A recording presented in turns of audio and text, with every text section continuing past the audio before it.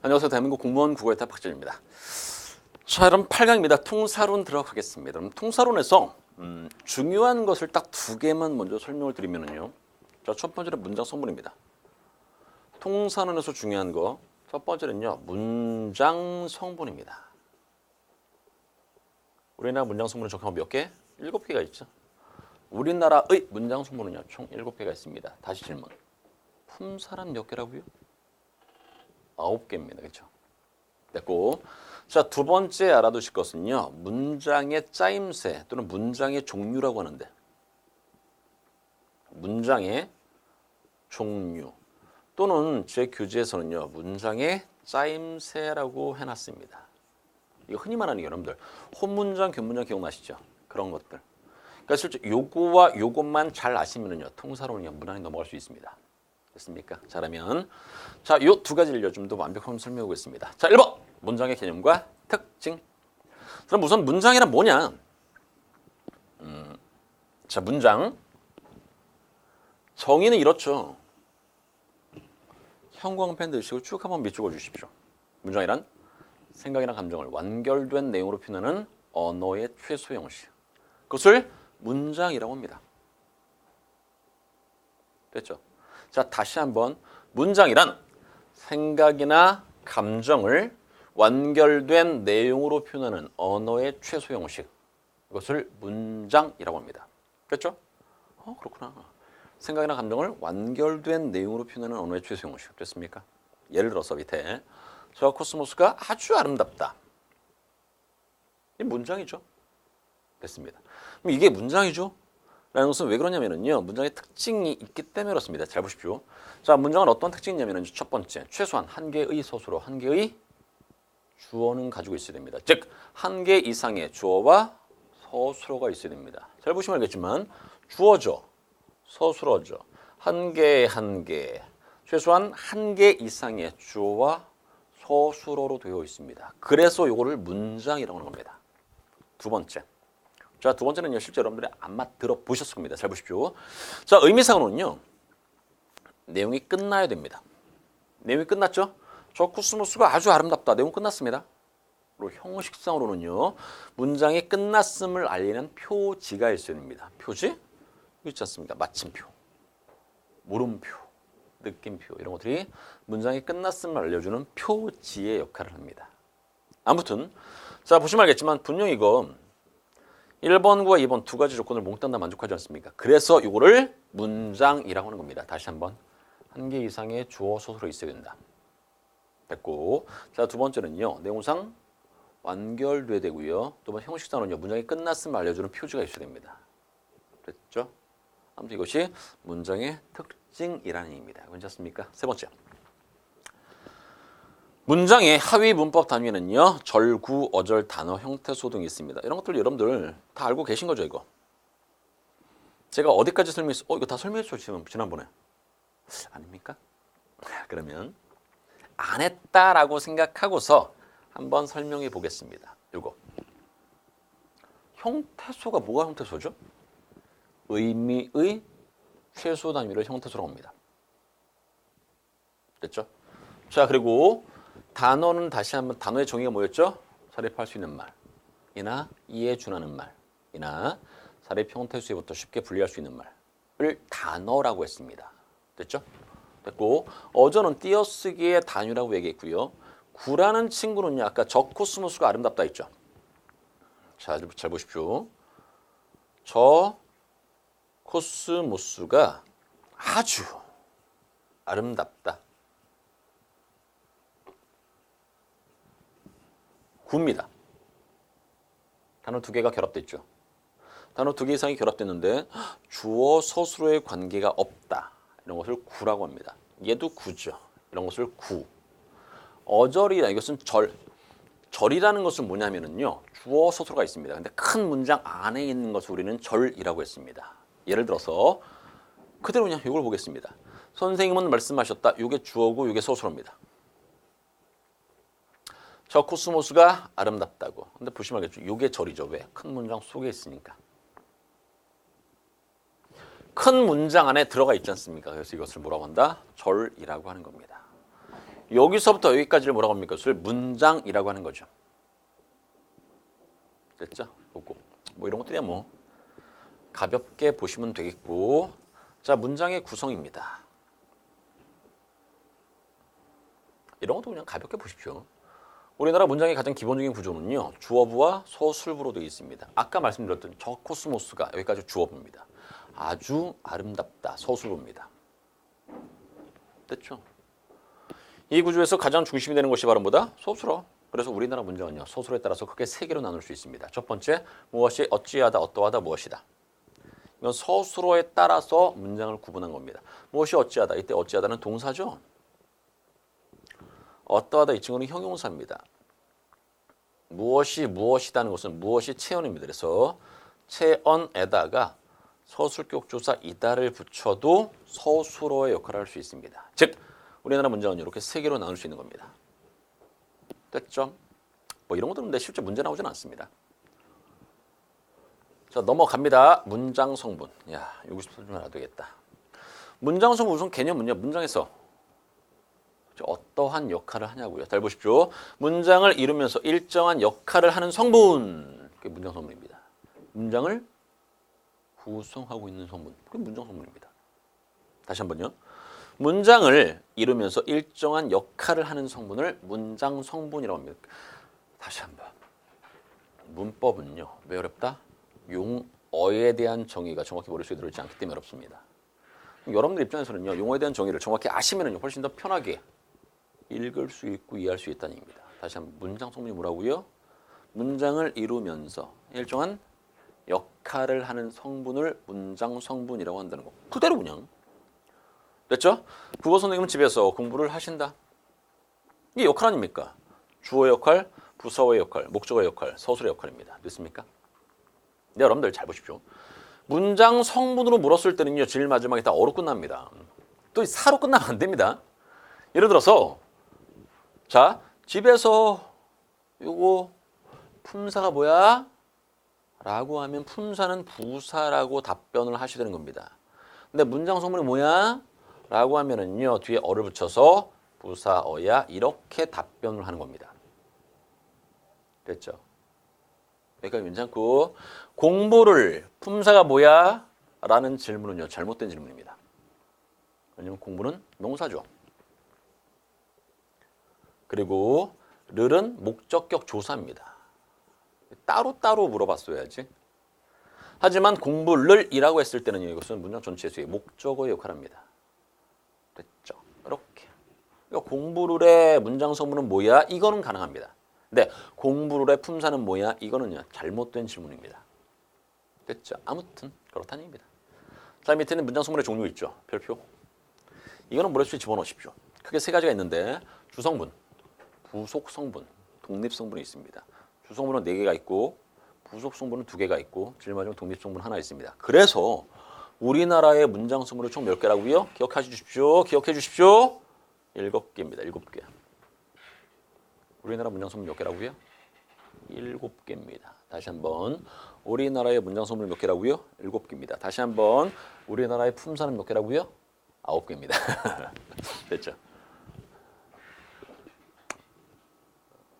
속았죠? 좋습니다. 주성분, 부속성분, 독립성분이 있습니다. 이렇게 우선 이건 굵직굵직하게 3개로 나눌 수 있습니다. 주성분이라는 말 뜻은 뭐냐면요. 문장에서 꼭 필요로 하는 성분을 말합니다. 4개가 있는데 주어, 서술어, 목적어, 보어가 있죠. 여기 있지 않습니까? 문장의 골격을 이루는 성분으로 문장을 이루는데 꼭 필요한 성분, 주성분. 부속성분은요. 주성분을 꾸며주는 성분. 없어도 상관은 없습니다. 독립성분은 다른 문장 성분과 전혀 상관이 없는 것. 독립성분입니다. 됐습니까? 자, 실제로 이 주성분은 문장에서 꼭 필요한 성분이다 그래서 이것을 필수적 성분이라고 합니다.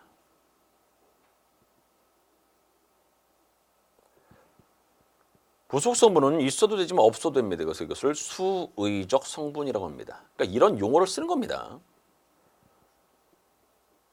그러니까 이런 말로 바꿔서 쓸 수 있다라는 이야기입니다. 괜찮죠? 좋습니다. 아무튼 문장 성분은 이렇게 있다는 것을 꼭 좀 기억해 주시기 바랍니다. 자, 이것을 좀 더 자세히 꼼꼼하게 설명해 보면 이겁니다. 주성분, 주어. 주어가 뭐냐? 자, 여러분들 형광펜 드시고요. 그냥 밑줄 하나 살짝 갖고 넘어갑시다. 자, 밑줄은 이겁니다. 문장에서 동작이나 상태, 성질의 주체를 나타내는 문장 소문입니다. 동작이라는 것은 동사죠. 작용 또는 상태나 성질이 형용사입니다. 보통 동사나 형용사가 문장 안에서 어떤 역할? 이게 서술어의 역할을 하죠. 즉 주성분에서의 주어는요. 누구의? 서술어의 주체를 나타내는 성분. 이게 바로 주어입니다. 서술어의 주체, 주어입니다. 서술어의 주체, 주어입니다. 됐습니까? 주로 체언이 그 역할을 담당하고요. 하지만 체언구시라는 구나 절에 주격 조사 이가 깨서 하나 더 에서까지도 상관없습니다. 에서 이가. 그래서 여러분들 지난번에 말씀드리지 않았습니까? 주격 조사에는 크게 두 가지가 있습니다. 뭐? 이가. 또 있습니다. 깨서가 있죠. 하나 더 있습니다. 에서가 있습니다. 그래서 우리나라 문장에서 사용되는 주격 조사는요. 총 4개가 있습니다. 이가, 깨서, 에서. 됐습니까? 자, 특히 이 에서가 문제 많이 출제됩니다. 뭐일 때? 단체일 때. 에서라는 주격 조사를 쓴다라는 이야기입니다. 됐습니까? 좋습니다. 넘어갑니다. 주어에서 이런 것도 그냥 보십시오. 여기 한번 볼까? 는 만과 같이 보조사가 대신 결합해서 주어를 실현할 수 있습니다. 잘 보십시오. 나는 이거 보조사입니다. 이거. 주격 조사 아닙니다. 이렇게 보조사가 결합했음에도 불구하고 이 문장 전체에서 뭐 역할? 주어의 역할을 할 수 있다는 의미입니다. 그게 가능하다는 의미입니다. 됐죠? 뭐 이런 것들이야 뭐. 가볍게 보시기 바라고. 자, 서술어입니다. 자, 형광펜 드시고 밑줄 한번 봅시다. 밑줄 이겁니다. 주어의 동작이나 작용, 상태, 성질을 풀이하는 기능을 하는 문장 소문입니다. 동작이나 작용은 아까 말씀드렸죠? 동사. 성질이나 상태, 이건 형용사지요. 이렇게 동사나 형용사 등을 풀이하는 기능을 하는 문장 소문. 됐죠? 다시. 주어입니다. 됐죠? 주어의 동작이나 작용, 상태나 성질 등을 풀이하는 기능을 하는 문장 소문. 이게 바로 뭐다? 서술어. 됐죠? 좋습니다.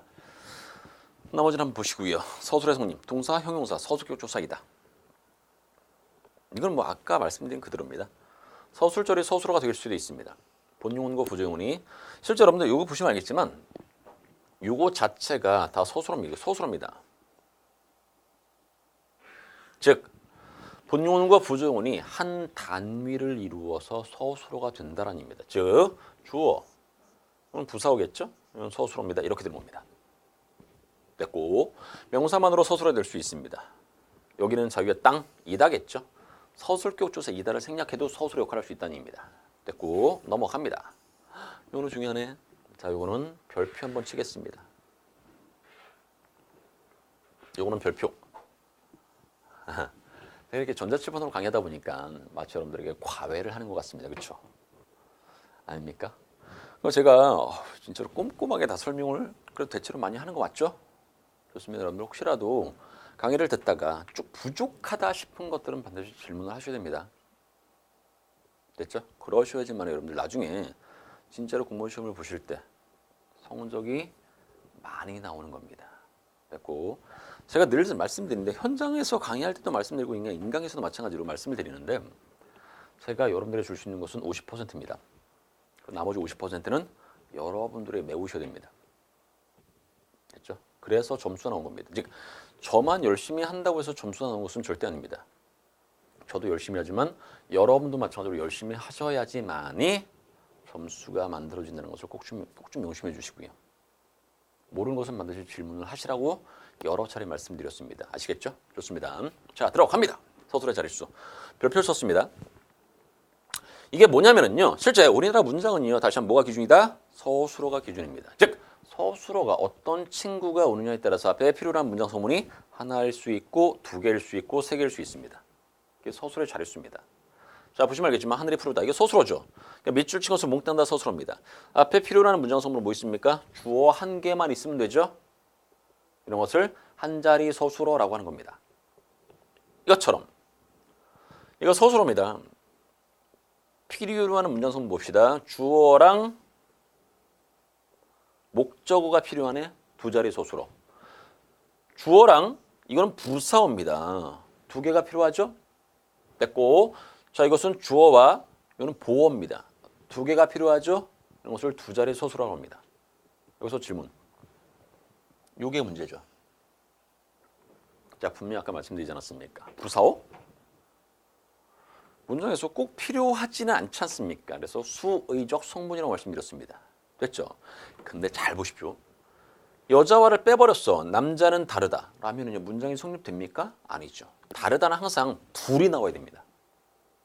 그렇기 때문에 이렇게 여자와 같은 부사어의 경우에는요, 이 문장에서 꼭 있어야만 하는 성분입니다. 그래서 이것을 뭐라고 한다? 필수 부사어라고 하는 겁니다. 이것 또한 문제 잘 나옵니다. 됐고, 얘가 보어인 건 알고 계시죠? 되다 아니다 앞에 주어를 제외한 나머지는 뭐다? 보어. 서술어를 보충해주는 역할을 합니다. 아무튼 이런 것들을 몽땅 다 두 자리 서술어. 세 자리 서술어 들어옵니다. 아버지께서 나에게 용돈을 주셨다. 아버지 주어. 나에게 부사어. 용돈을 목적어. 이건 서술어니까. 결국 이 주셨다라는 서술어는 앞에 필요라는 문장 소문이 몇 개? 세 개입니다. 그래서 세 자리 서술어입니다. 네 자리 서술어는 없습니다. 의뢰하는 문장은요. 됐죠? 그러니까 문제가 이렇게 나옵니다. 2003년 선관위 국어 문제인데 이 4번을 찍는 욕 한번 하겠습니다. 놈님들이 계십니다. 절대 안 되죠. 이거는. 말이 안 되죠. 왜? 세 자리 서술어까지밖에 없지 않습니까? 근데 4번을 써. 이 말이 안 됩니다. 이게. 무슨 말인지 아시겠죠? 좋습니다. 얘가 서술어 아닙니까? 똑같죠 이거? 하나, 둘, 셋입니다. 자, 이거는 부사어죠 부사어. 근데 필수 부사어가 아닙니다. 그럴 때는요. 빼도 상관없습니다. 서술의 자릿수를 따질 때는요. 필수 부사어를 제외하고 나머지 몽땅 다 빼버립니다. 필요 없습니다. 됐죠? 그러니까 이것도 마찬가지로. 그러니까 설해라는 거 이게 부사어인데 이것도 부사어죠. 근데 이 친구는 있어야 됩니다. 왜? 필수 부사어니까. 주셨다. 누구에게가 있어야 됩니다. 그러니까 설에는요. 실제로 필수 부사어가 아니기 때문에 서술의 자릿수에서는요. 이건 빼버리는 겁니다. 하나, 둘, 셋, 넷 이게 아닙니다. 하나, 둘, 셋. 그래서 답은 세 자리 서술어 이렇게 된 겁니다. 됐습니까? 좋습니다. 넘어갑니다. 목적어. 서술어만으로 행위나 동작을 완벽하게 표현하지 못하는 동사, 즉 타동사를 도와서 이거는 지난번에 설명했습니다. 자동사와 타동사를 구분했죠. 자동사는 목적어가 필요 없는 동사, 타동사는 목적어를 필요로 하는 동사. 기억나십니까? 도와서 행위나 동작의 대상을 나타내는 문장성문으로 무엇을 또는 누구를 해당됩니다. 쉽게 말하면 목적격 주사 을을 붙으면 목적어야. 간단한 말씀드리면요. 이런 것도 그냥 쓱 보셔도 상관없을 것 같습니다. 넘어갑니다. 을을 생략해도 상관없다고요. 목적격 조사 대신에 는만도라는 보조사 써도 상관없다고요. 그 말입니다. 이게. 넘어갑니다. 자, 보어. 수험생들이 이걸 좀 헷갈려하니까 보어는 이게 가볍게 별표 하나 치겠습니다. 그렇죠. 중요하긴 하죠. 그래서 수험생들이 이 보어를 잘 구분을 못하더라고요. 다시 한 번 말씀드리면, 자, 형광펜 드시고요.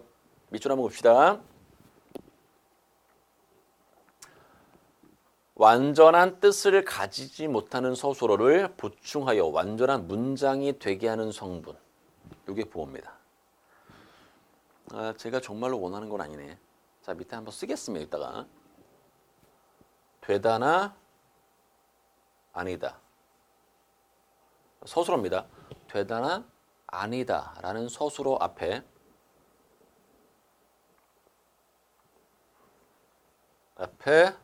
뭐를 제외합니까? 주어를 제외한 나머지 성분. 성분을 뭐라고 한다고요? 보어라고 합니다. 이렇게 하나 써놓으십시오. 제가 글씨를 못 쓴 것이 아니라 이게 잘 안 써지는 겁니다. 알겠죠? 이해해 주시고요. 다시 한번. 되다나 아니다. 서술어입니다. 앞에 주어가 있는데 그 주어를 뺀 나머지 문장 성분이 있습니다. 그게 보어입니다. 이해 들어갑니다. 이렇게 세안이는 이제 사관생도가 되었다. 잘 보십시오. 되다나 아니다 앞에 서술어 지우고 되다나 아니다라는 서술어 앞에 주어를 뺀 나머지 이게 바로 뭡니까? 서술어가 되는 겁니다. 근데 이제 하면 안 됩니다. 이것도 됐죠? 아무튼 이게 보어가 되는 겁니다. 그때 이 가라는 이 친구는요. 이건 복격조사입니다. 주격조사 아닙니다. 이건 복격조사입니다. 이것도 마찬가지겠죠? 복격조사. 그대로 되다나 아니다 앞에 주어를 뺀 나머지 문장 성분 이게 보어고요. 역할 자체는요. 뭐 서술어를 보완해주는 역할을 합니다. 이 서술어를 보완해주는 역할을 하지 않습니까? 이렇게 됐죠? 자, 아무튼 복격조사 그래서 이 가가 있습니다. 둘 다 가밖에 없네. 이도 있습니다. 학생이 되었다. 대학생이 되었다. 이런 식으로. 됐습니까? 예를 들어서 재정이가 여러분들 원하는 거 공무원이니까 공무원이 되었다. 뭐 이런 것도 있지 않습니까? 되다 앞에 주어 뺀 나머지 보어. 그럼 이따 이 이는 뭡니까? 복격조사. 그래서 복격조사는요. 이와 가가 있는 겁니다. 괜찮죠? 좋습니다. 나머지 그냥 보시고요. 부속성분 부사어 관형어가 있다고요. 됐죠? 뭐 이런 것들이야 뭐. 관형어는 다시 한번 체온을 꾸며주는 거죠. 이렇게 우산을 꾸며주고 아들을 꾸며주고. 됐습니까? 이거는 문장에서의 역할 자체가 관형어입니다. 관형어. 왜? 체온을 꾸며주니까. 넘어갑니다. 관형어의 성립입니다. 이거는 한번 여러분들 형광펜으로 이렇게 묶어주십시오. 별표나 살짝. 물론 이것이 문제 출제된다? 뭐 이건 아닙니다. 근데 그럼에도 불구하고 알아두셨으면 좋겠습니다. 그럼 바람 때문에. 됐습니까? 하겠습니다. 체언. 명사 되면서 수사에 뭘 붙여도 관형격 조사 의를 붙여도 관형어가 될 수 있습니다. 이것은 나의 책이다. 나 체언의 관형격 조사입니다. 책. 그랬을 때 이 친구는요. 문장에서의 역할 자체가 관형어라는 얘기입니다. 관형어. 이래도 관형어가 될 수 있습니다. 잘 또 안 써지네. 아무튼 딱 지우고 좀 올리고 이거 설명 끝났습니다. 더 올리겠습니다. 아니다. 요까지만 보자. 자, 두 번째는 관용사가 관형어가 될 수 있습니다. 새 책, 새 옷, 헌 옷 이런 식으로. 자, 이게 관용사입니다. 예를 들어서 이렇게 밑줄을 건 다음에 품사는 뭐게? 대답은 관용사입니다. 이렇게 답변을 하셔야 됩니다. 근데 문장 서문은 뭐게? 그러면은 관형어라고 답변을 하셔야 됩니다. 됐죠? 그러니까 물어보는 게 품사를 물어보면은 관형사, 품사를 물어보면 관형사, 문장 성분을 물어보면 관형어 이런 식으로 답변을 하셔야 되는 겁니다. 괜찮죠? 좋습니다. 자, 디귿이 문제인데, 자, 디귿 동사나 형용사의 어간에 이게 관형사형어입니다.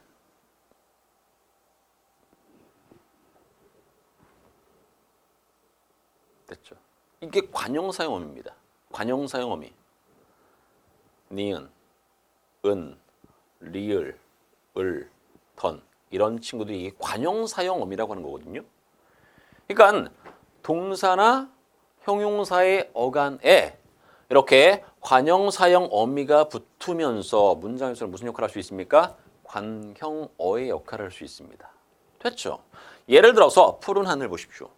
자, 분명히 푸른이라는 친구는요. 기본형 푸르답니다.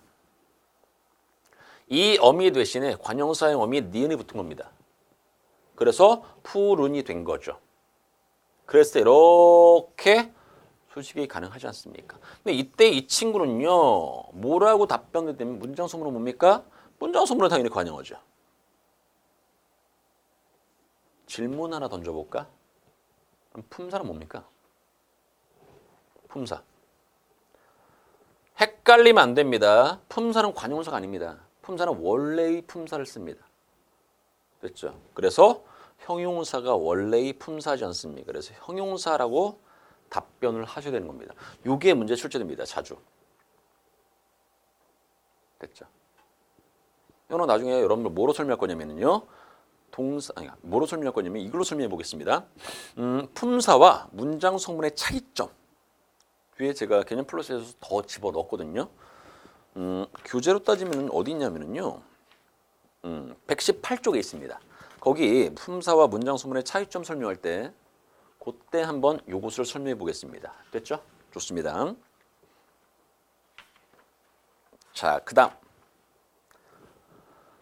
관용격 조사 의를 생략해도 그대로 관용화 될 수 있습니다. 예를 들어서 친구의 동생에도 되지만 친구 동생에도 결국 이 친구는 뭡니까? 문장에서 관용어의 역할을 한다는 의미입니다.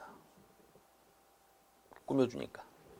됐죠? 아무튼 이런 친구들이 바로 문장에서 관형어의 역할을 하는 겁니다. 괜찮습니까? 됐죠? 넘어갑니다. 부사어, 용언을 꾸며주는 거죠, 주로. 동사나 형용사를 꾸며주는 거. 이거 봐라. 자, 밑줄 한번 긋겠습니다. 주로 뒤에 오는 서술어, 즉 동사나 형용사를 꾸며주는 역할을 하는 성분, 부사어입니다. 됐고, 서술어뿐만 아니라 다른 부사어, 관용어, 문장 전체를 꾸며주기도 합니다. 문장에서 주로 어떻게의 형태를 띠며 뒤에 오는 꾸밈을 받는 말의 내용을 구체적으로 밝히는 기능을 합니다. 그냥 보시면 되겠고, 이것도 부사하고 똑같죠? 성분 부사어와 문장 부사가 있다나 성분 부사어와 문장 부사어가 있다나 똑같지 않습니까? 됐고, 자, 성분 부사어는요, 서술어를 꾸며주는가 관용어, 부사어를 꾸며줄 수 있습니다. 이게 성분 부사에서는요, 동사나 형용사, 관용사, 부사 이렇게 쓴 것뿐입니다. 됐고, 문장 부사는 문장 전체를 꾸며주거나 이어주는 이 접속이죠, 접속. 접속의 기능을 하는 것도 문장 부사어입니다. 이런 것도 문장 부사어. 이것도 문장 부사어. 이것도 문장 부사어. 됐습니까? 이어주는 기능. 자, 그러면 넘어가겠습니다. 부사가 그대로 부사가 된다. 당연하고. 부사를 다시 꾸며주는 부사도 부사가 됩니다. 요거. 매우가 빨리 꾸며주죠. 주어에, 체언에 부사격 주사에, 에서, 로, 에, 와 등이 붙어서 부사어가 될 수 있습니다. 됐죠? 뭐 이런 것들 그냥 가볍게 보시고. 자, 독립성분은 진짜 그냥 보시기 바랍니다. 자, 요거 하겠습니다.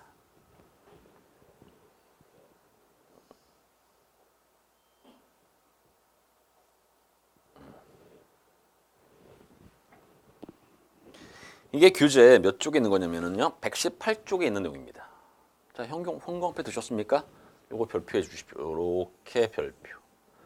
공무원 시험에서 정말 문제 많이 나옵니다. 최근 들어서 즉 평가원에서 문제 출제되면서 정말 많이 나온 것 같습니다. 그러니까 꼭 기억해 달라라는 얘기입니다. 됐습니까? 품사와 문장 성분의 차이점입니다. 다시 설명합니다. 간단하게 설명하면 품사는요. 단어가 기준입니다. 이렇게 설명하면 훨씬 더 쉬울 것 같아요. 다시 한번 품사는요. 단어가 기준입니다. 문장 성분은 문장의 기준입니다. 선생님 아직 감이 잘 안 오는데요. 잘 보십시오. 품사라는 친구는요. 단어가 기준이기 때문에 문장의 어디에 있어도 상관없습니다. 단어가 기준이라서 품사는 절대로 바뀌지 않습니다. 즉, 한 번 품사는 영원한 품사. 한 번 해병은 영원한 해병. 똑같네. 아무튼 한 번 품사는요. 영원한 품사입니다. 내 문장 성분은요. 문장에서의 역할이기 때문에 문장에서 어디에 박혀 있는지에 따라서 문장 성분이 달라질 수 있습니다. 됐습니까? 밑에 예 들어갑니다. 하늘이 파랗다를 가지고 예를 들었네. 좋습니다. 이거 그대로 한번 예를 들어보겠습니다. 잘 보십시오. 하늘이 파랗다.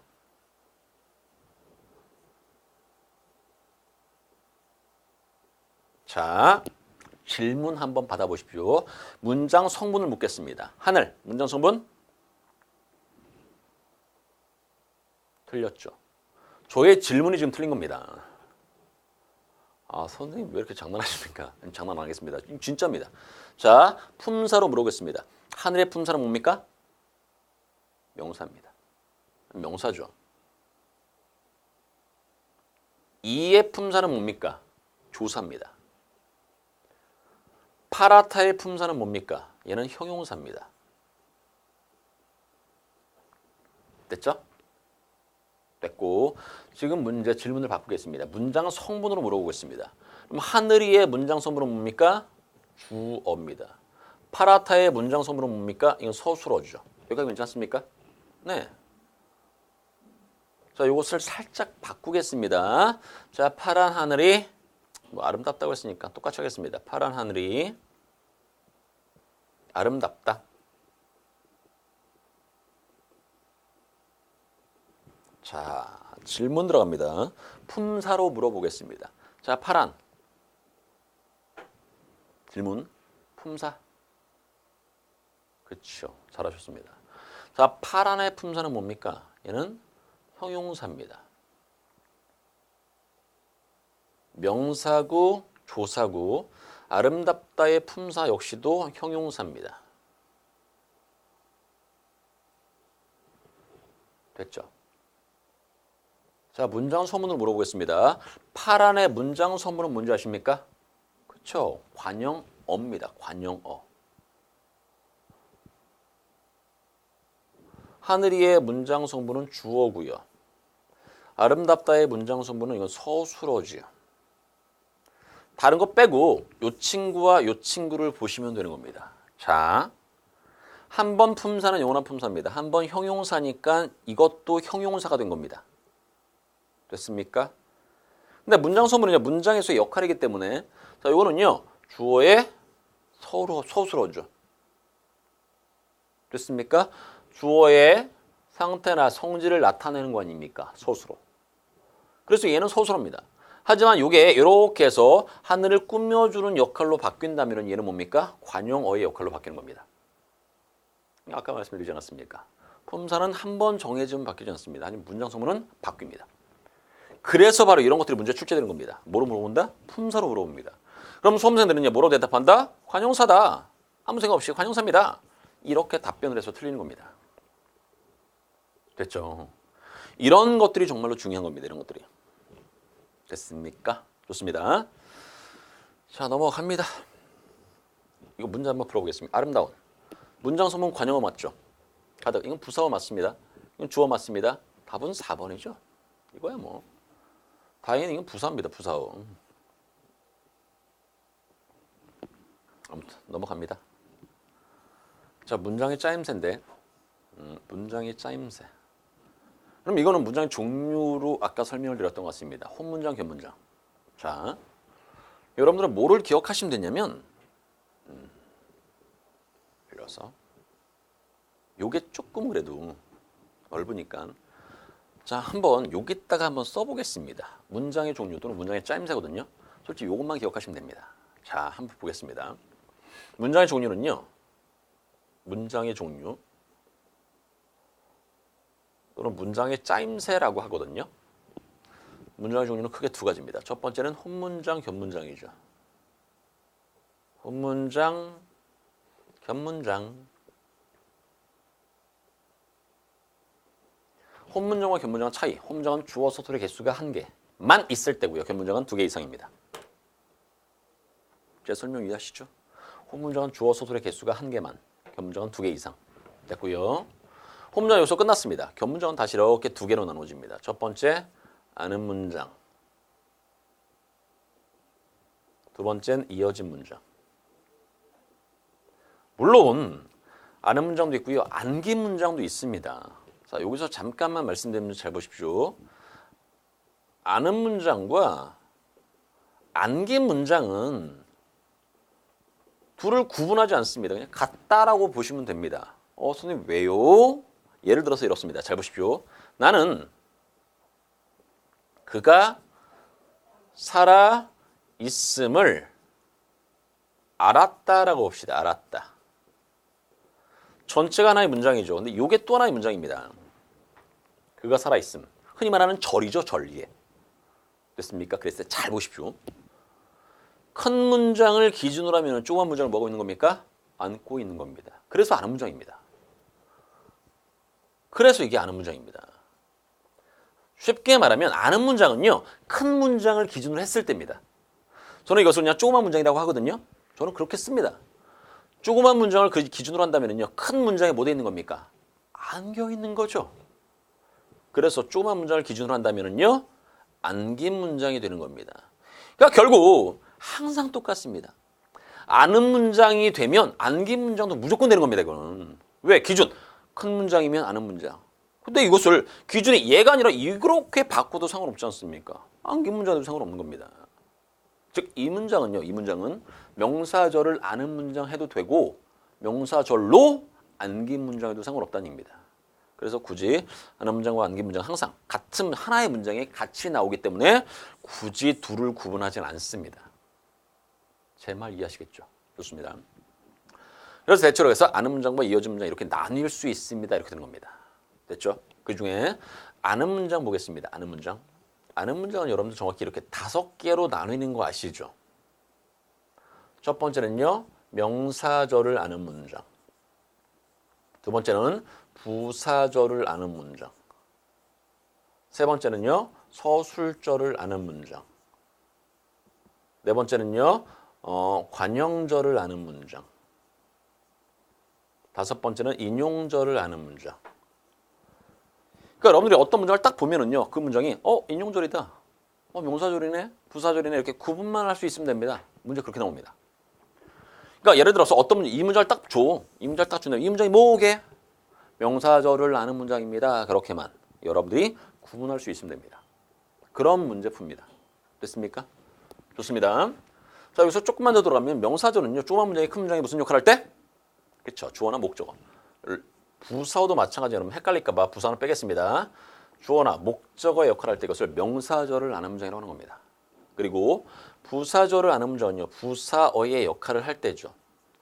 서술절을 아는 문장은요. 조그만 문장이 서술어의 역할을 할 때. 관형절은요. 관형어의 역할을 할 때. 인용절은요. 인용문의 형태일 때.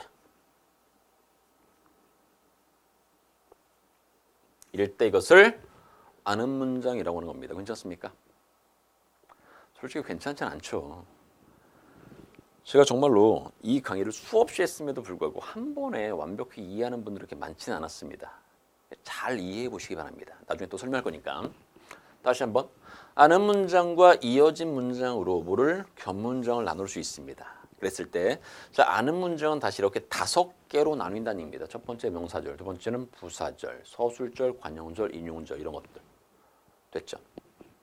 그 다음에 이어진 문장은요. 다시 이렇게 2개로 나뉩니다. 첫 번째는요. 대등적으로 이어진 문장과 두 번째는요.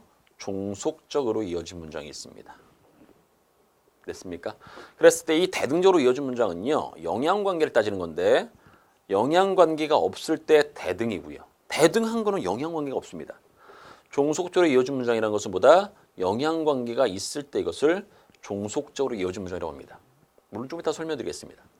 그럼 여러분들 이건 어떻습니까? 아는 문장과 이어진 문장을 나누는 기준은 뭔지 아십니까? 이거는 너무 중요해서 처음부터 빡 설명하지 않았는데 아는 문장과 이어진 문장을 나누는 기준은 뭡니까? 조그만 문장과 큰 문장일 때 잘 보십시오. 아는 문장은 이런 것처럼 조그만 문장이 큰 문장이 어떤 역할을 할 때? 문장 성분의 역할을 할 때입니다. 저는 그렇게 구분했습니다. 여러분들도 그렇게 구분하시기 바랍니다. 다시 한번. 조그만 문장이 큰 문장에 무슨 역할을 할 때? 문장 성분의 역할을 할 때입니다. 이런 것들은 없을 때입니다. 이어진 문장. 그런 거 전혀 없어. 됐습니까? 물론 이것은 예외죠. 인용문이라는 것은요. 문장 성분은 아닙니다. 그래서 이렇게 다 문장 성분으로 설명했죠. 이 형태는요. 실제는 구분하는 건 어렵지 않습니다. 인용문의 형태는요. 그러니까 이것만 예외. 이렇게 기억하시면 될 것 같습니다. 됐습니까? 요거. 제가 일부러 이렇게 쭉 설명한 것은 뭐 때문이냐면요. 지금 앞으로 설명할 거. 자, 이번 시간 끝까지 설명할 게 바로 이겁니다. 요거 설명하고서 오늘 강의를 끝낼 겁니다. 이것을 꼭 이해해 주시기 바랍니다. 됐습니까? 자, 그러면 지우고 자, 들어갑니다. 혼문장 아까 뭐라고 그랬습니까? 주어, 서술의 개수가 몇 개?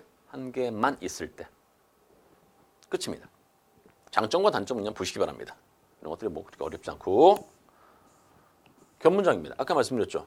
주어, 서술의 개수가 몇 개 이상? 2개 이상 있을 때 이것을 견문장이라고 했습니다. 한 문장에서 서술어가 2 이상 나타나서 주어, 서술의 관계가 2번 이상 맺어지는 문장. 됐습니까? 장단점 여러분들 보시고요. 잘 보십시오. 견문장의 종류인데 이게 같다라고 한 겁니다. 같다라고 저는. 왜냐하면 잘 보십시오. 아는 문장은요. 이게 뭡니까? 이 밑줄을 이렇게 친 이유는 뭐냐면 큰 문장이 기준이다 이 말입니다. 안긴 문장은요, 조그만 문장이 기준이다 이 말입니다. 근데 결국 같은 하나의 문장이 늘 있는 겁니다. 같이 나옵니다. 그러니까 이거 같은 겁니다. 같은 거. 기준이 어디냐? 기준을 밖에 있는 문장에 두느냐? 그럼 아는 문장이 되는 거고, 안에 있는 절에 두느냐? 그럼 안긴 문장이 되는 거고. 결국 아는 문장에도 되고 안긴 문장에도 상관이 없다는 얘기입니다. 그래서 굳이 둘을 구분하지는 않는다는 얘기입니다. 이어진 문장의 형태, 주어 서술어, 주어 효서로 이런 형태. 그래서 보통 저에게 배우는 분들은요, 아는 문장과 이어진 문장 구분하는 걸 굉장히 쉬워합니다. 왜? 저는 이렇게 구분하는데 전체 잡아. 그럼 이게 하나의 또 하나의 문장이지. 물론 절이긴 하지만 이것도 맞아. 전체 잡고 하나의 문장이지. 절이긴 하지만 아무튼 이렇게. 밑에 있는 거 보십시오. 봉긋봉긋. 그러니까 결국 아는 문장이나 안긴 문장은요, 거의 다 이렇게 돼 있습니다. 이런 형태로 돼 있습니다. 크게 있고 하나가 더 있고. 근데 이어진 문장은요, 이런 식으로 생겼습니다. 솔직히 다 그렇습니다. 이렇게 구분하셔도 훨씬 더 편하게 구분할 수 있을 것 같습니다. 괜찮죠? 좋습니다. 넘어갑니다. 뭐 안긴 문장이라고 하고 아는 문장이라고 한다. 이건 조그만 문장을 기준으로 한다. 이거 큰 문장을 기준으로 한다 그 말입니다. 나머지 그냥 보시고. 자, 아는 문장은요, 총 5개로 나눌 수 있는데 명사절, 관형절, 서술절, 부사절, 인용절 이겁니다. 아까 말씀드렸죠? 됐고. 자, 밑에를 보시면 알겠지만 명사절을 아는 문장에도 되고 명사절로 안긴 문장에도 똑같습니다. 그래서 제가 이렇게 두 개를 같이 낸 겁니다. 됐죠? 자, 밑에 봅시다. 명사절은요, 한 문장에 서술어에 명사형 어미, 미음, 기가 붙어서 만들어지고요. 이때 만들어진 명사절은요, 문장 내에서 주어, 목적어, 부사. 요거 하나 밑줄어 주십시오. 아까는 여러분들 주어나 목적어만 말씀드렸는데 실제로 부사어의 역할을 해도 명사절을 아는 문장입니다. 설명할 수 있습니다. 그러니까 왜 얘를 뺐었냐면 그러니까 이 아는 문장에는요, 부사절을 아는 문장이 있거든요. 그거와 헷갈릴까 봐 뺐는데 아무튼 나왔으니까 설명을 드리겠습니다. 잘 보십시오. 그가 살아있음이 밝혀졌다. 전체를 잡죠. 이게 또 하나의 문장이죠. 물론 절이긴 하지만. 근데 이 절이 전체에서 어떤 역할을 합니까? 주어의 역할을 합니다. 그렇죠. 그래서 이건 명사절입니다. 이것도 전체를 잡아. 전체를 잡고 이게 또 하나의 문장이죠. 그가 성실한 사람이다겠죠. 근데 전체 문장에 무슨 역할을 합니까? 목적어 역할을 하지 않습니까? 그래서 명사절이라고요. 밑에는 부사절인데 전체를 무조건 잡아. 내가 읽다. 내가라는 주어와 읽기라는 서술어가 있습니다. 보조사 빼고 에라는 부사격 조사에 있죠. 이건 뭡니까? 야, 부사어의 역할을 하는구나. 하지만 명사절을 하는 문장이 되는 겁니다. 헷갈리면 안 됩니다. 됐죠? 그러니까 결국 자, 보시면 알겠지만 명사절을 아는 문장의 경우에는요. 자, 보시면 알겠지만 미음, 기 이런 친구들을 썼습니다. 이 명사형 어미입니다. 이게 어디 있었냐면 앞에 있었지 않습니까? 이거. 이렇게 생각해도 훨씬 더 쉽게 이해할 수 있을 겁니다. 특히 부사절 아는 문장이 있지 않습니까? 그거와 구분할 때 부사어의 역할을 하는데 명사절 아는 문장이야. 그럴 때는요. 이것을 딱 기억하시면 조금은 편할 것 같습니다. 즉 이겁니다. 이거. 부사의 역할을 하는데 이건 부사절이 아니다. 왜? 내가 읽기란 기 명사형 어미가 붙어있지 않습니까? 그래서 그것은 명사절을 아는 문장 이렇게 답변을 해야지 맞는다는 얘기입니다. 됐고요. 관형절 아는 문장은요. 결국 뭐였습니까? 제가 쉽게 말하면요. 문장에서 무슨 역할을 한다? 조그만 문장이 큰 문장에 관형어의 역할을 하는 겁니다. 간단히 말씀드렸어요. 그게 관형절 아는 문장입니다. 관형사의 어미 이거 아닙니까? 는, 는, 던 뭐 이런 거 있지 않습니까? 됐죠? 이게 관형사형 어미거든요. 니은, 는, 리을, 던 이런 식으로 관형사형 어미. 자, 물론 밑에 있는 점 2개 내가 직접 그를 만난 이게 잘 보십시오. 전체가 하나 잡고 이것도 하나의 문장입니다. 내가 직접 그를 만났다 이거지 않습니까? 근데 이것이 어떤 역할을 한다? 기억을 꾸며주는 역할을 하니까 관형의 역할을 하네? 근데 절이잖아. 그래서 관형절 아는 문제 이렇게 되는 겁니다. 이것도 마찬가지로 우리 선수가 좋은 경기를 하고 있다는 소식을 꾸며주고 있죠. 관형의 역할, 그래서 관형절 아는 문장 이렇게 됩니다. 자, 수험생들이 뭘 헷갈리냐면요. 좋은 차. 선생님 이거 좋은 차는 몸이 먼저 느낍니다라고 이야기를 했을 때 왜 이것만 했는데 이게 관용절입니까? 이렇게 물어보는 경우가 굉장히 많습니다. 좀 쉬운 예를 들어주면 잘 보십시오. 아름다운 그녀가 웃었다 한번 봅시다.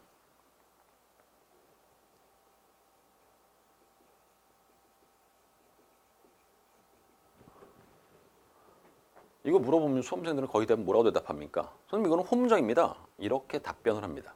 왜? 주어 한 개랑 서술어 한 개. 이는 관용어니까 안 된다. 그렇죠? 그러니까 주어 한 개랑 서술어 한 개 있으니까 이건 호문장입니다. 이렇게 답변을 한다는 얘기입니다. 근데 잘 보십시오. 이 친구가 문제입니다. 아름답다. 다시 한번. 품사는 뭡니까? 품사. 그렇죠. 이거 형용사입니다. 형용사는 기본적으로 어떠한 역할을 한다고요? 서술어의 역할을 할 수 있습니다. 즉, 이 문장은요. 그녀가 아름답다와 그녀가 웃었다가 있는 겁니다. 그녀가 여기 그녀가 있기 때문에 얘를 그냥 생략한 것뿐입니다. 생략된 주어도 주어로 칩니다. 주어 한 개랑 서술어 한 개, 주어 한 개랑 서술어 한 개, 주어 두 개랑 서술어 두 개지 않습니까? 그리고 앞에는 이 조그만 문장이 어떤 역할을 합니까? 그녀를 꾸며주는 역할을 합니다. 그래서 관용절을 하는 문장 이렇게 된 겁니다. 여기도 마찬가지입니다. 차가 좋답니다. 근데 그것을 차를 꾸며주고 있습니다. 차가 좋다. 주어 서술 아닙니까? 이것도 관용절을 아는 문장으로 설명할 수가 있다는 얘기입니다. 됐습니까? 이거 잘 기억해 두십시오. 특히 이렇게 품사는 형용사인데 또는 품사는 동사인데 관용사형 어미에 의해서 관형어의 역할을 하는 것들이 있으면은요. 관용어 역할을 하는 것들은요. 다 관용절을 하는 문장입니다. 그렇게 이해하시면 훨씬 더 편할 것 같습니다. 됐습니까? 됐죠? 자, 다음 부사절 하는 문장은 주구만 문장이 큰 문장이 무슨 역할을 할 때? 부사어의 역할을 할 때. 앞에 명사절과의 차이점이 뭐냐면요. 이겁니다. 비가 오듯이지요. 비가 오다인데 이가 붙었습니다. 그렇죠? 형과는 달립니다. 형과는 다르다겠죠. 달리 소리가 없답니다. 지금 뭐가 빠졌냐면요. 자, 명사절을 아는 문장에서 부사어의 역할을 할 때 아까 명사절의 경우는 뭐 있었습니까? 미음, 기 이런 친구들이 있었습니다. 그런 친구가 이건 없습니다. 이런 것들이 있죠. 오히려 이런 것들이 바로 부사어를 만들어주는 거거든요. 됐습니까? 이렇게 조그만 문장이 큰 문장이 무슨 역할을 할 때? 부사어의 역할을 합니다. 근데 그 역할하는 것을 딱 봤더니 다 절이야. 이런 것을 부사절을 아는 문장 이렇게 되는 겁니다. 됐습니까? 서술절을 아는 문장은 좀 쉽습니다. 서술절 아는 문장은요. 전체를 잡고 이게 하나의 문장이죠. 다리가 짧다. 다리가 짧다가 전체 문장에 무슨 역할을 합니까? 서술절을 아는 문장. 철수는 키가 아주 크다. 무슨 역할? 서술어. 지혜는 눈이 매우 예쁘다. 눈이 예쁘다가 서술어. 그래서 서술절을 아는 문장 이렇게 되는 겁니다. 그러니까 대체로 서술절을 아는 문장은요. 이렇게 주어, 서술어 형태입니다. 됐죠? 그래서 전체를 잡고 이게 하나의 절인데 전체에서는 어떤 역할을 한다고요? 서술어. 근데 절이니까 서술절을 하는 문장 이렇게 설명을 할 수 있는 겁니다. 괜찮죠? 됐고. 자, 인용절은요. 잘 보십시오. 요게 다 인용문의 형태입니다. 이게. 간접 인용과 직접 인용이죠. 이렇게 조그만 문장이 인용문의 형태일 때 이걸 뭐라고 한다? 인용절을 하는 문장 이렇게 설명하는 겁니다. 됐죠? 이런 것들이야 자, 됐고.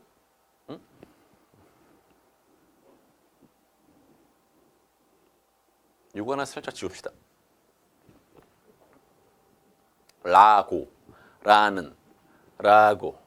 라는 여러분 인용격 조사입니다. 근데 하고는 동사죠. 요렇게 뺍시다. 헷갈리니까 이렇게 뺍시다. 이거는 뺍시다. 됐죠? 자, 그랬을 때 이때의 구는요. 이거는 이렇게 간접 인용입니다. 라는 이것은 직접 인용이라고 하는 겁니다. 그랬죠? 이런 것들 가볍게 보시면 될 것 같고 넘어갑시다. 자, 이거는 뭐냐면요. 이것도 2004년도 서울시 9급 문제인데 관계 관용절 중에서 생략된 성분이 다른 거. 순이가 어제 샀다. 뭐를? 모자를 산 거죠. 자, 잘 보십시오. 순이가 어제 산 모자입니다. 결국 뭐냐면 순이가 어제 모자를 샀다겠지요. 목적어가 생략된 겁니다.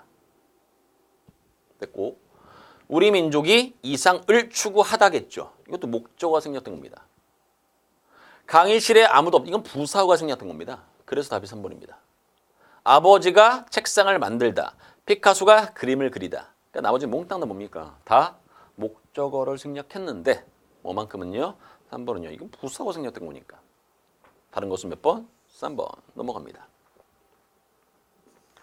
자, 이어진 문장은요. 대등과 종속이 있다고 말씀드렸는데 대등과 종속은 굉장히 선생님이 좀 설명은 자세히 써놨습니다. 여러분들 기억할 때는 이렇게 기억하시면 됩니다. 대등적으로 이어진 문장은 영향관계가 없을 때, 종속적으로 이어진 문장은요. 영향관계가 있을 때 이렇게 기억해도 상관없습니다. 무슨 말이냐면요. 이 말입니다. 잘 보십시오. 이런 것처럼 호랑이는 죽어서 가죽을 남긴다. 사람은 죽어서 이름 남긴다. 서로 영향관계가 있습니까? 호랑이가 죽어서 가죽을 남기는 것과 사람이 죽어서 이름을 남기는 것은요. 전혀 상관없죠. 그러니까 이런 것은 영향관계가 없다라고 하는 겁니다. 그리고 뭐다? 대등적으로 이어진 문장. 형태도 붕긋붕긋 이렇게 되는 거죠. 그는 갔으나 그의 예술은 남아있다. 이거와 이것은 전혀 상관이 없습니다. 즉 이런 것을 뭐라고 한다? 대등적으로 이어진 문장. 됐습니까? 이게 대등적으로 이어진 문장입니다. 자, 그러면 종속적으로 이어진 문장 보겠습니다. 요 예만 들으면 참 쉬운데 철수가 아프대. 철수가 결석했다죠. 앞에가. 뒤에 영향을 주죠. 이런 것을 뭐라고 한다? 종속적으로 이어진 문장이라고 하는 겁니다. 하나만 더 해볼까? 너에게 주려고 선물 산 거죠? 앞에 뒤에 영향을 주지 않습니까? 이것 때문에 이거 한 거니까. 영향관계가 있다라는 얘기입니다. 됐죠?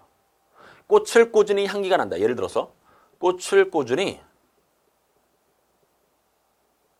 향기가 난다. 꽃을 꽂았으니까 향기가 나겠죠?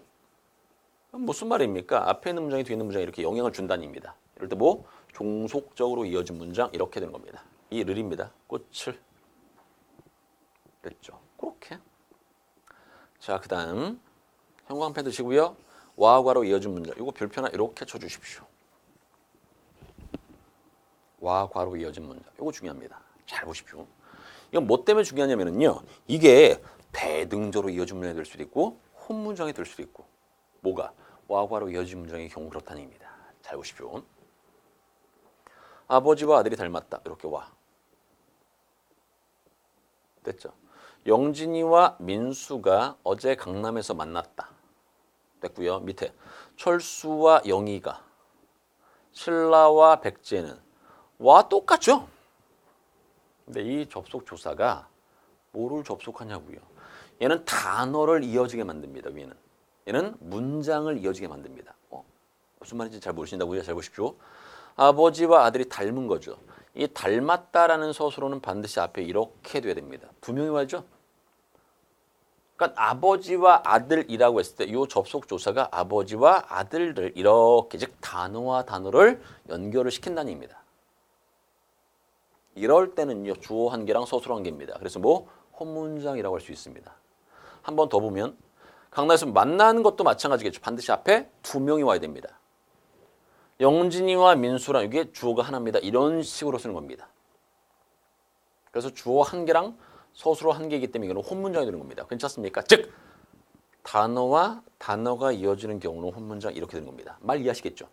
그러니까 실제 단어와 단어가 이어지는지를 따지기 위해서는 뭘 따져야 됩니까? 서술어가 앞에 주어를 사람 두 명으로 하는지. 그거를 기억하셔야 됩니다. 그러니까 서술어를 잘 보시면 좋겠습니다. 그리고 밑에 봅시다. 철수와 영희가 어제 삽교로 떠났다. 철수가 어제 삽교로 떠났고 영희가 어제 삽교로 떠났다. 이렇게 되겠죠. 그러니까 실제 이 접속조사가 철수가 삽교로 떠났고 영희가 삽교로 떠났다는 것을 이어준다는 얘기입니다. 그러니까 문장을 이어주는 거죠. 이럴 때는 대등적으로 이어준 문장이 되는 겁니다.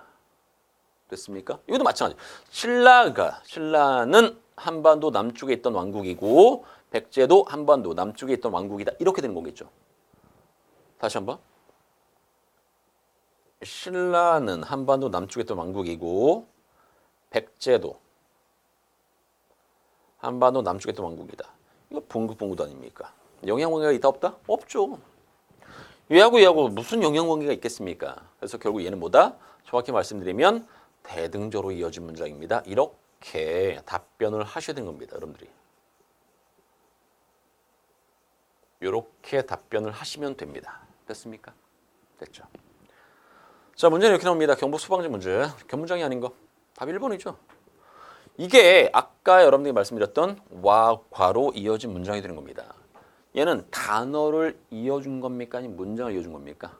얘는 근데 쉽게 둘이서라고 아예 그냥 묶어줬습니다. 둘을. 단어가 이어준 거죠. 그래서 주어 한 개랑 서술 한 개. 그래서 혼문장이 되는 겁니다. 답 몇 번? 1번. 이런 식으로. 됐죠? 좋습니다. 자, 아무튼 이렇게 해서 여러분들 문장의 종류까지 끝내봤습니다. 이게 통사론입니다. 괜찮습니까? 통사론, 일명 문장론이라고도 하는데 통사론 그래서 여러분들에게 말씀드렸지만 문장 성분과 문장의 종류 또는 짜임새 이것만 기억하셔도 통사론과 관련된 문제는 다 맞출 수 있습니다. 됐습니까? 네, 좋습니다. 자, 오늘 여기까지 할 거고 여러분들. 자, 다음 시간은 문법 지식이죠. 6장 문법 지식입니다. 이것도 마찬가지로 항상 예습한 상태에서 강의에 들어오셨으면 좋겠습니다. 됐죠? 좋습니다. 자, 오늘 여기까지 하겠습니다. 고생하셨습니다.